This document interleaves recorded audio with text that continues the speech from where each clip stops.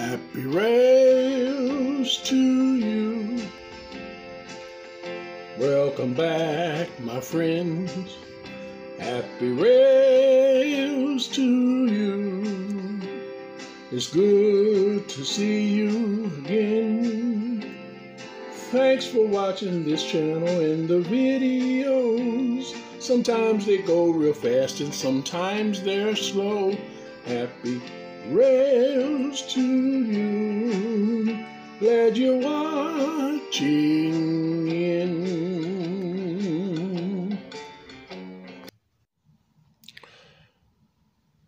Hi there, everybody. Welcome back. This is G-Man, My World 67. Well, I didn't get a chance to do anything on Sunday, of course, which I usually don't do anything on Sunday anyway, but I thought I would try if I could, but nothing was still completely dry. But on Tuesday this week, which was my birthday, I didn't do anything really at all as to the trains. I did finish touching it up a little bit, but we're here with the Hornby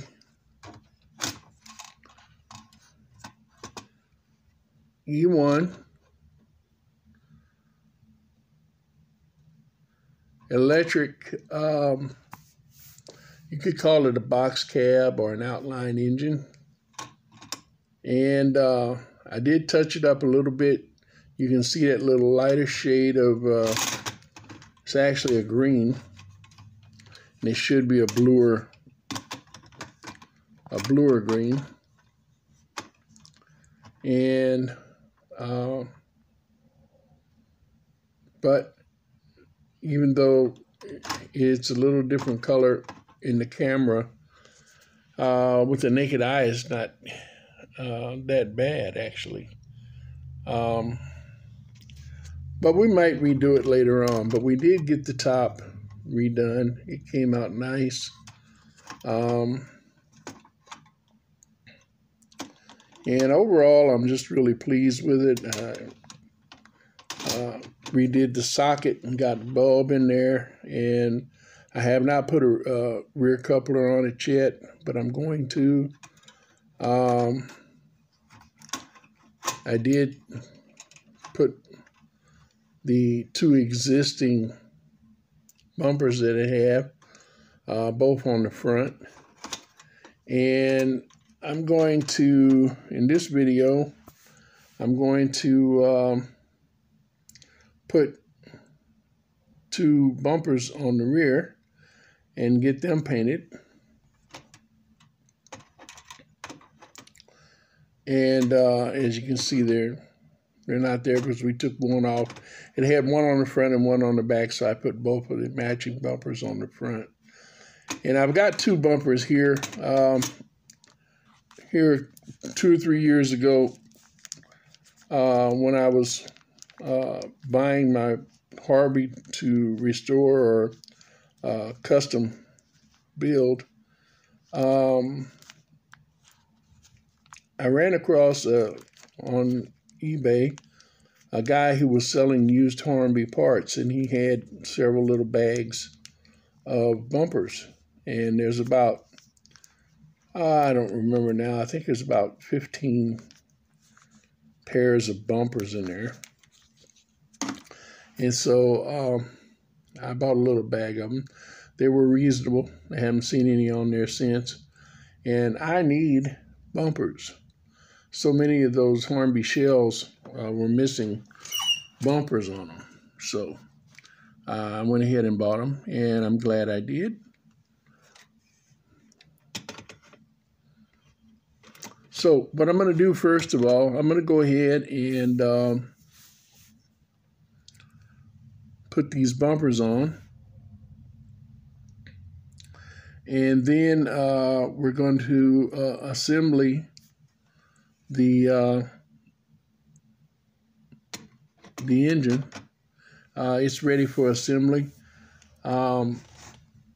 I came over to the motor. I rewired the motor, by the way.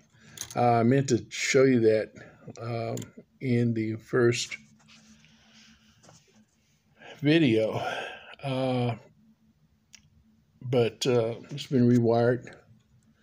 And then I added this wire today for the light. Now it has its own light wire, which is real thin, real light.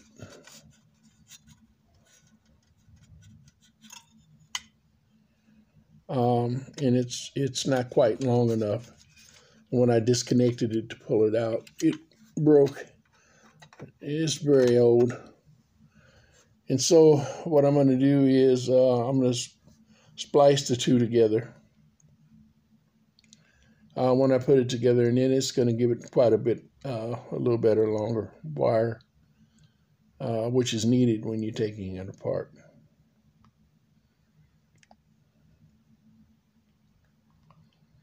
The wheels came out okay. They're not perfect. As I said, it took them longer to dry this time. And due to the nature of the wheels, the way they were actually broken out, they didn't hold in all the areas, but they held in most areas. You see, I still had a little piece come out right there, which I thought would probably do that. The rest of the wheel, there was a section here. I had a little more rim on there than that, and it came off. But the big places and the big spaces in the wheels that were missing filled and filled nicely.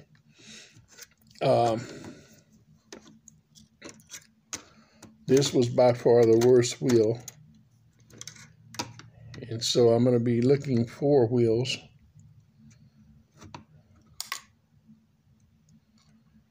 And as you can see right here,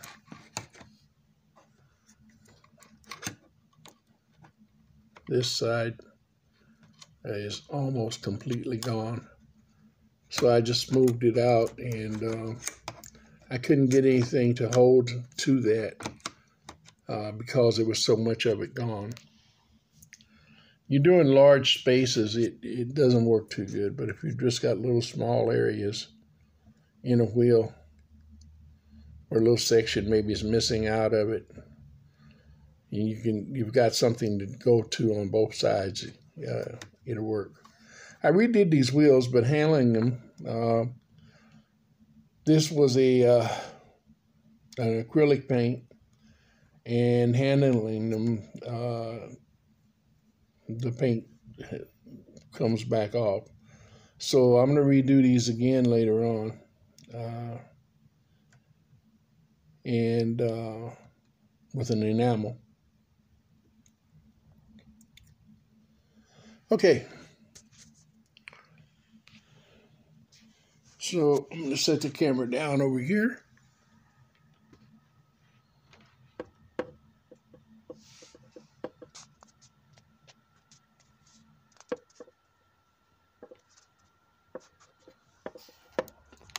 And hopefully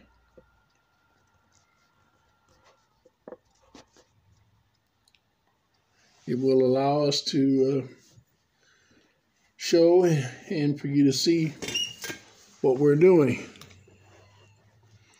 Angle this a little more. So I'm going to take this, and now these still have some of the flared in on around the outside of them, which is good, so that once you get them in there, they fit fairly well. And we're going to use some good old super glue.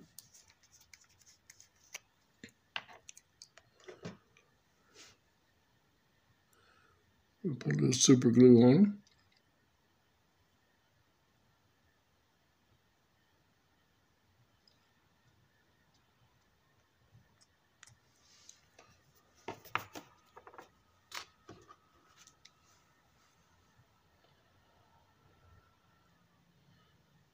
I think I got enough super glue on this one for both of them.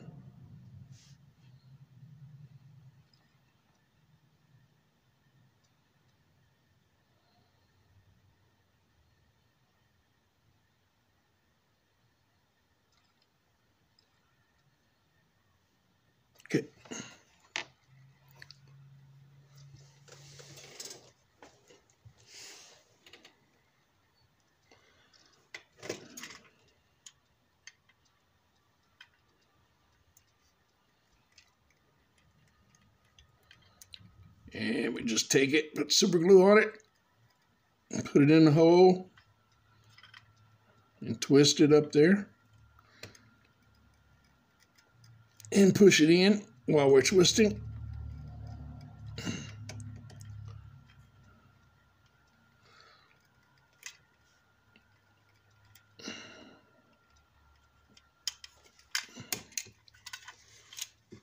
Use my other hand.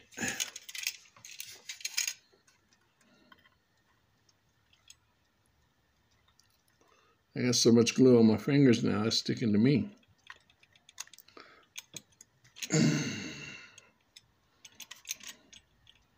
There we go. We do the same with the other one.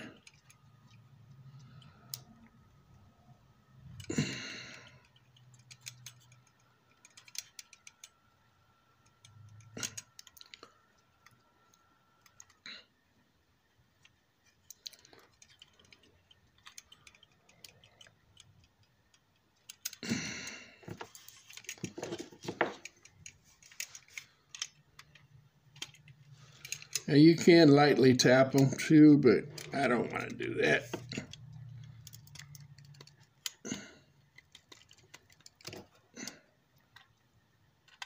Just take a pair of pliers and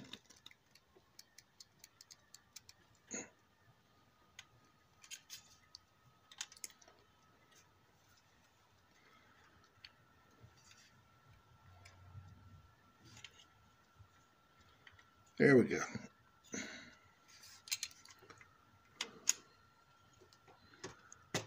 Put them in place.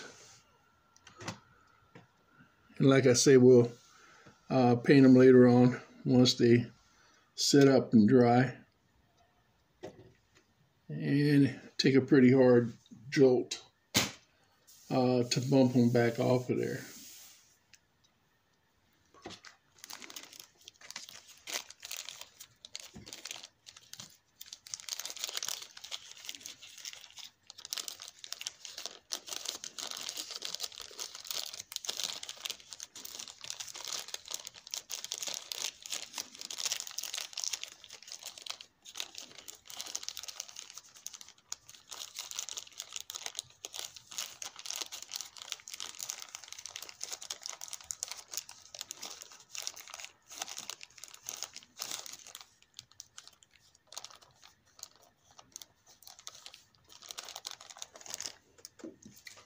I'm going to put this back up real quick. All right. Now,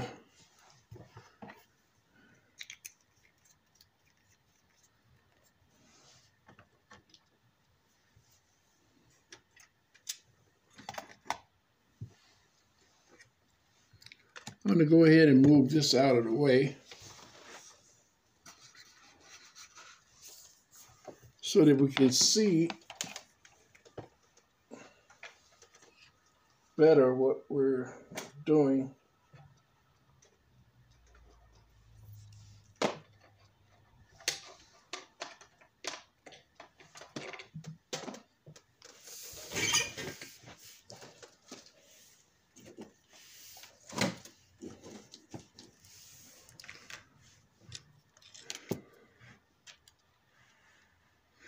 Now this rod is a reversing rod. And it goes to the back side of the engine, comes through the cab, and you push it forward and you pull it backwards. Try to keep my hand out of the way of the camera.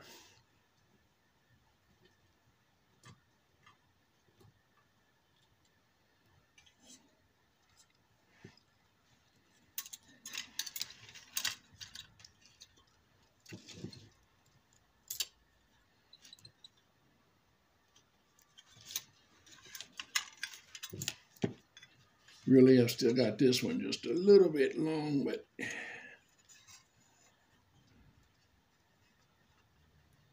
it's going to work out okay.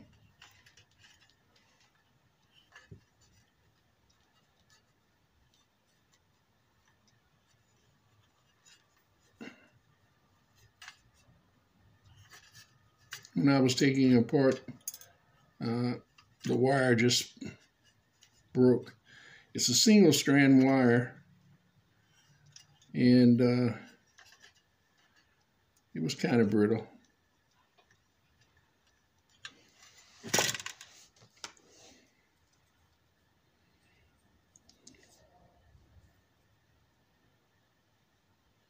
I've got some shrink tubing somewhere, but right now I don't know where it is.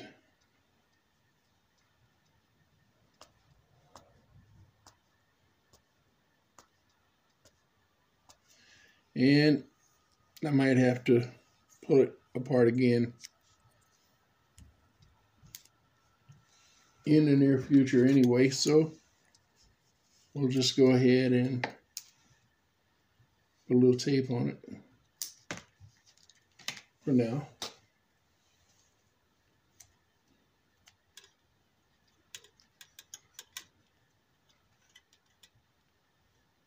That makes it easier in the future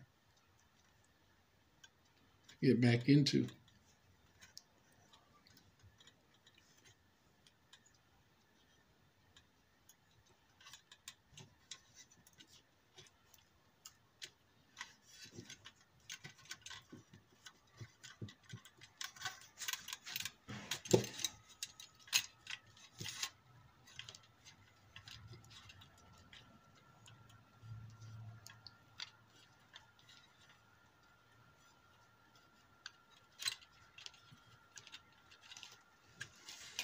All right, this is the tricky part, getting the rod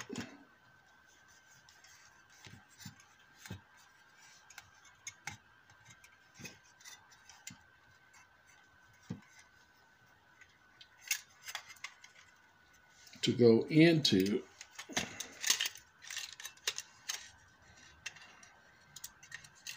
the hole.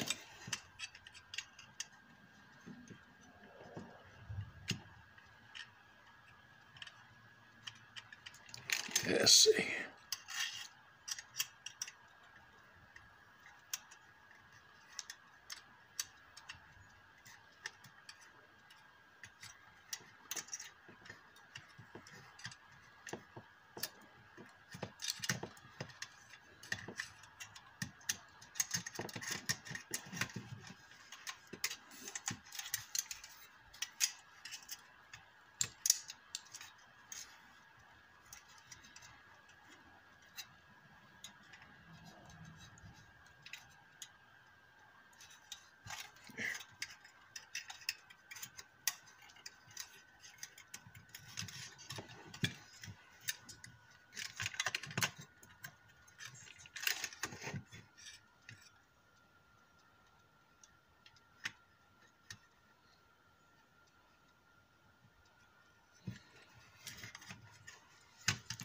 There we go.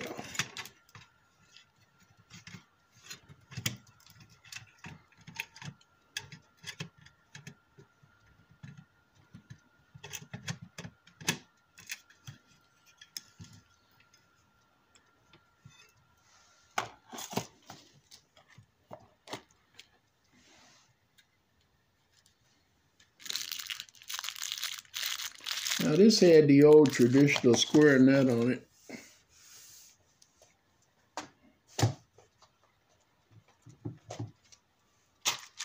And sometimes I go back with the old traditional square nuts, and sometimes I don't.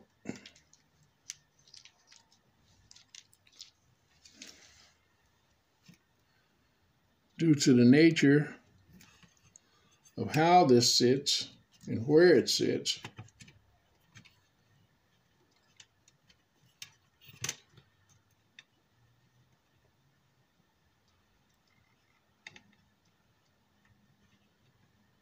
we're going to use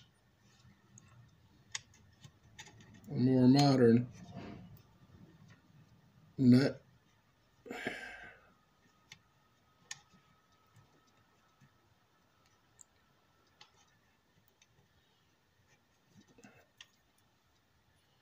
If I can get my fingers to work right.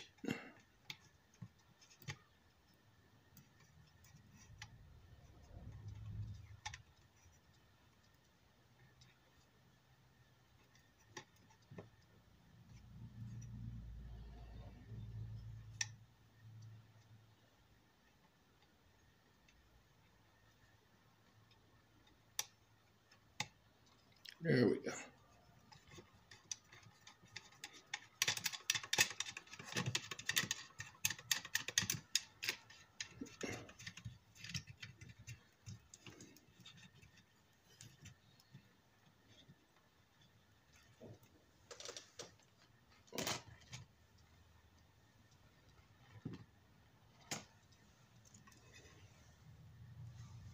I've got a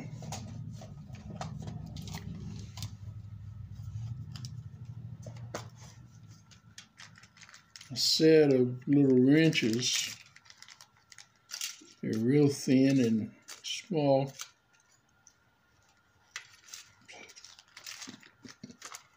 That I could do that with, but right now I don't know where they are. I think they're probably out in the shop in the toolbox out there.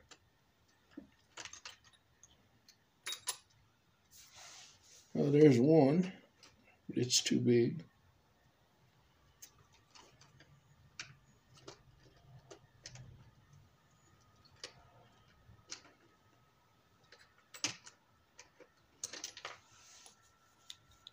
I just want to snug it up.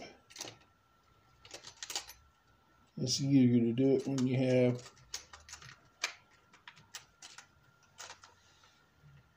a wrench.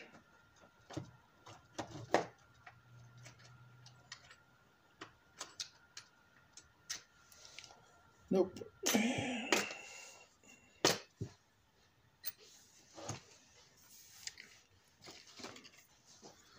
So we're going to use these needle nose.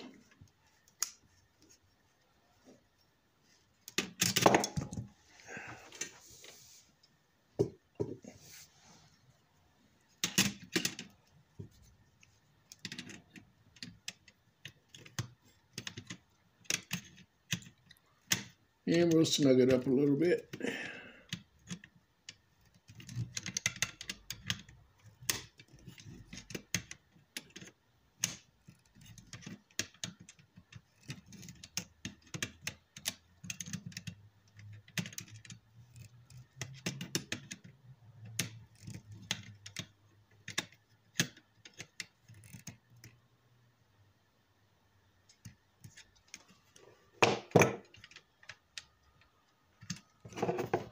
Get one more on it.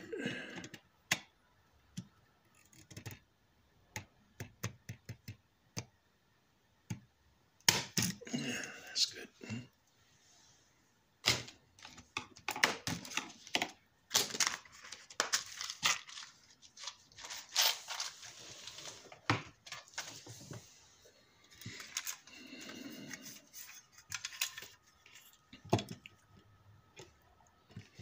So now, there it is.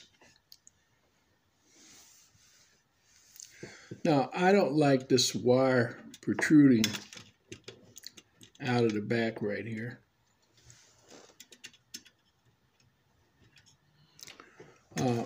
As far as it does. You see, when you pull it back, it's out quite a ways. So I'm either going to bend this up and roll it over some, or I'm going to cut it off and put a some type of little end on the end of it.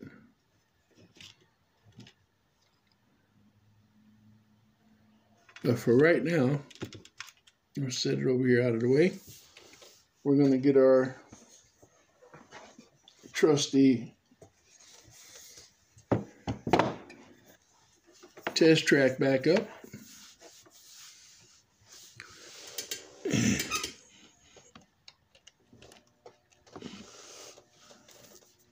And we're going to see what happens. Now, I had said in the other video that these run, and I don't know whether they're all like that or not, but for some reason or other, they run a little slow.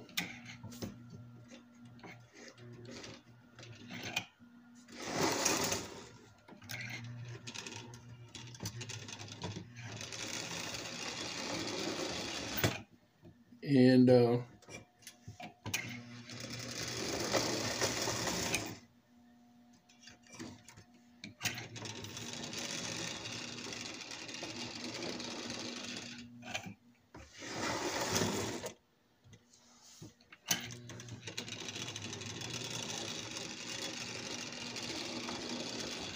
I've got to get that wheel for this.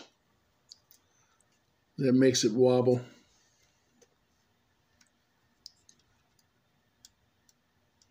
It's just that one wheel.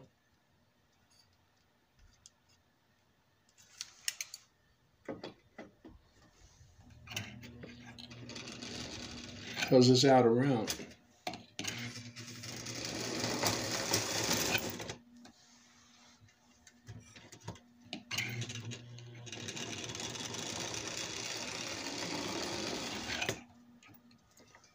I've been checking through my engine wheels, looking to see if I actually had something that would work. And I haven't been able to find anything, not even to take a Marx wheel that's not geared, because the cogs do separate from the wheel on these. The wheel actually turns with the axle. And, but hadn't been able to find one. The Marx wheels are a little too large. The closest one I could find to it,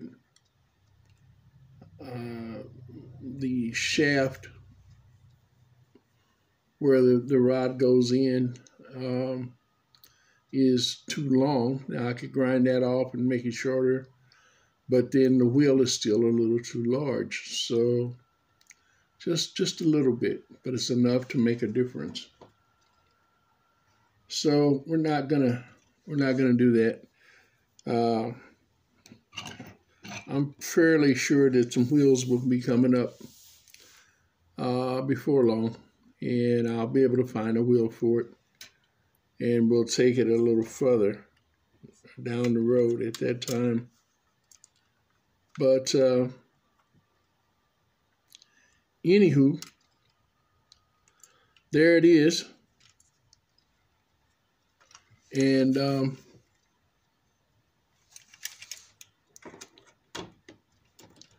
as you can see, it did not run, had not run in 30 years. Was frozen.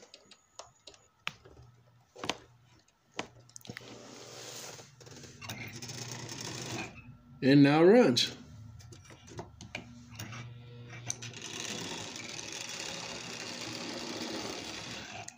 And if any of you guys have, a way to beef it up, or why it's like that, somebody did mention the fact that even though these were made, some of these were made for the American market, and some of them were not. But they were all made to go on 110 or 220, he thought. There may not have been some that were more ran on lesser watts or lesser amperage. And so it thought maybe if I use a rectifier diode, that might make a difference. And I might try that just to see what happens, to see how it works. It can't hurt. But if anybody's got any suggestions, or if you know anything, drop me a line, gman1924, hotmail.com. I'd appreciate it. And, or if you know of any other suggestions, you want to leave it in the comment box, please do so.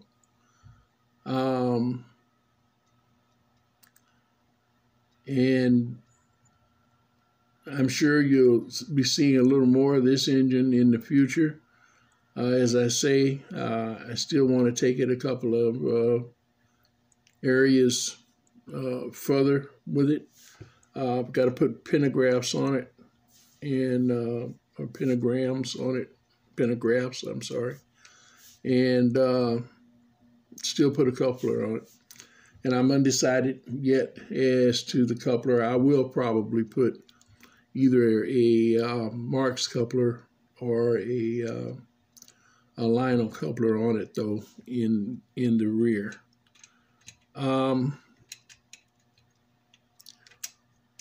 But as for now, that's it, guys. I should have a video up this week on the layout. I'm going to get back out there sometime tomorrow, hopefully, next couple of days over the weekend, and should be able to give you a progress report on that. We'll see how that goes. And in the meantime, as always, if you enjoy operating your trains, working on your trains, customizing your trains, or working on your layout, scenicking, building, whatever it is that you enjoy doing for your railroad, then you should have happy rails. That's all for now. Bye-bye.